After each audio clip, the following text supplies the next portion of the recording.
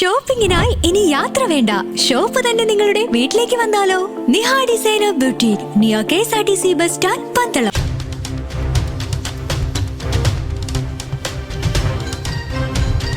Collection പണവുമായി പോയ ഏജന്റിനെ ആക്രമിച്ച പണം തട്ടിയ കേസിലെ 2 പ്രതികളെ അടൂർ പോലീസ് അതിവിദഗ്ധമായി പിടികൂടി. അടൂർ പന്നിവിഴ കൃഷ്ണവിലാസത്തിൽ വരുൺ, പാറക്കുട്ടം മുണ്ടപ്പള്ളി കാർത്തികേയ സൂര്യ എന്ന ആലേഖ് എന്നിവരാണ് അറസ്റ്റിലായത്. 12 ഉച്ചയ്ക്ക് 1:50 അടൂർ ബൈപ്പാസിന് സമീപമുള്ള ചെറുപുഞ്ച എന്ന സ്ഥലത്ത് വെച്ച് ഏനാത്ത് സ്വദേശിയായ ശ്രീദേവിനെ തടഞ്ഞു നിർത്തി 1,90,000 രൂപയടങ്ങിയ ബാഗ് പ്രതികൾ കവർച്ച ചെയ്തെടുക്കുകയായിരുന്നു.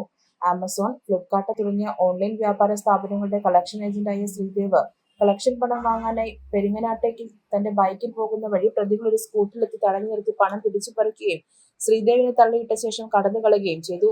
തുടർന്ന് ശ്രീദേവ് അടൂർ പോലീസ് സ്റ്റേഷനിലെത്തി പരാതി നൽകി. SI Anoop Raghavan case register ചെയ്ത് അന്വേഷണം ആരംഭിച്ചു.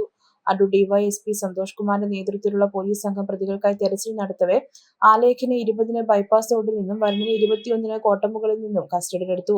വൈദ്യപരിശോധനയ്ക്ക് ശേഷം സ്റ്റേഷനിൽ എത്തിച്ച പ്രതികൾ കുറ്റം സമ്മതിച്ചു. കവർച്ചയ്ക്കായി പ്രതികൾ ഉപയോഗിച്ച വാഹനവും പോലീസ് പിടികൂടി.